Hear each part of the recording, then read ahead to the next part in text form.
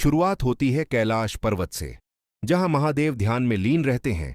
वे आदियोगी हैं, वे त्रिनेत्रधारी हैं, वे पंचतत्व के स्वामी हैं, वे संहार और सृजन दोनों के नायक हैं। जब वह तीसरा नेत्र खोलते हैं तो पूरा ब्रह्मांड कांप उठता है। उनका तांडव संपूर्ण सृष्टि की गति को बदल सकता है। महादेव को देवों के देव इसलिए कहा जाता है क्योंकि उनके अंदर संपूर्ण ब्रह्मांड की शक्ति निवास करती है। वे समय हैं, वे काल हैं और वे ही महाकाल हैं। अब बात करते हैं बजरंग बली की, जो शिव के ही अंश अवतार माने जाते हैं। वे शिव के रुद्र अवतार हैं, इसलिए उन्हें रुद्रपुत्र भी कहा गया है। उनकी शक्ति असाधारण है, उनकी भक्ति अद्वितीय है। जब वे उड़ान भरते हैं तो पर्वत हिल उठते हैं। जब वे लंका में कदम रखते हैं तो रावण की पूरी सेना डर जाती है। उनकी एक गर्जना असुरों के दिलों में भय भर देती है। वे देवताओं द्वारा प्रदत्त सभी वरदानों के स्वामी हैं।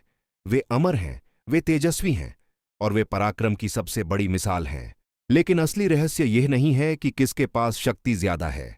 असली रहस्य यह है कि बजरंग बली की हर शक्ति की जड़ स्वयं महादेव ही हैं, क्योंकि हनुमान की जन्म कथा में शिव का प्रत्यक्ष वरदान छुपा है। वे शक्ति के नहीं, भक्ति के आदर्श हैं। हनुमान जी हमेशा कहते हैं कि मेरी हर शक्ति मेरे भगवान शंकर की कृपा से है।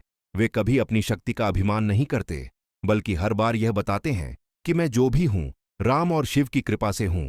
महादेव सर्वशक्ति के स्रोत हैं और बजरंग बली उस शक्ति का जीवित रूप है।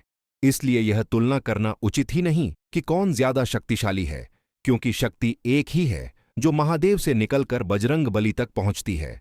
बस अंतर इतना है कि महादेव शक्ति का अनंत रूप है और बजरंग बली उस शक्ति का वीर रूप है जो धरती पर धर्म की रक्षा करते हैं। इसलिए जब भी कोई पूछे कि किसके पास शक्ति ज्यादा है, तो उत्तर यही है कि महादेव ही शक्ति के मूल हैं और बजरंग बली वही शक्ति लेकर संसार का कल्याण करते हैं। महादेव के बिना हनुमान अधूरे हैं और हनुमान के बिना शिव की कथा अधूरी है। दोनों एक दूसरे के पूरक हैं। एक निर्माता है, दूसरा कार्यकर्ता है। एक ईश्वर है, दूसरा भक्त रूप में ईश्वर है। अंत में जान लीजिए कि शक्ति कभी बंटी नहीं होती।